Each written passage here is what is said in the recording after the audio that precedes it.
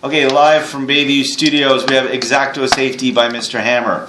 So this is an X-Acto knife. There's a few safety issues we need to go through. Number one, under no circumstances are you to play with these at all. And that includes if the blade is like this, retracted, so there's no danger of hurting somebody. But if you pretend, hey, haha, I'm going to stab you, isn't that funny? If you do that, even with the blade retracted, then you will not be able to use this and you will not be able to paint at all for the rest of the term.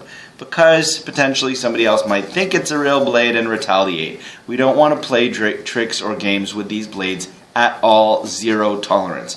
Next, so the blade has it pushes forward, you probably mostly know that. What you may not know is that it does lock. This little piece here pulls back, and if it separates from there like that, well, now it's locked in place and it won't move, which is good. When you're cutting, that won't move. If it's like this here, closed, then when you push down, the blade pushes. That's no good. Now, how much do you want to expose the blade? That's too much, and I'll show you why, because it's going to be tending to kind of bend and then perhaps break. So you want to, there are these little lines up here. Let's see if we can get some light on here and you can see them. Whoa, that's not working. Oh, come on. Okay, here we go. Alright, so let's see if we can focus in on that. There we go. Alright, so these little lines here, these are the cutting lines where I can cut off a fresh blade. So you basically want to expose at most one of those lines, like that.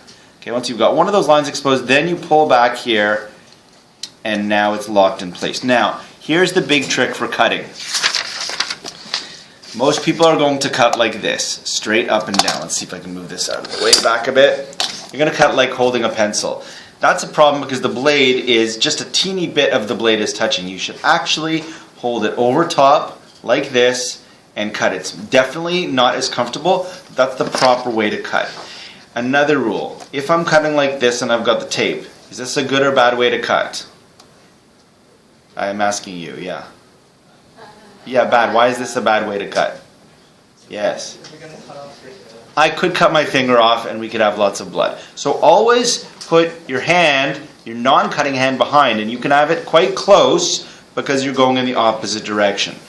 And I think that is about it. You may find that the cutting is not going so well. The blade may be dull. Then you would bring it up to me. You don't do this, but I'm doing this for Miss Lim to see. And you would just basically take the pliers here and snap off a piece. And now instantly you push it forward, retract it, and it's safe. And now it's a much sharper blade. What else can I say about safety?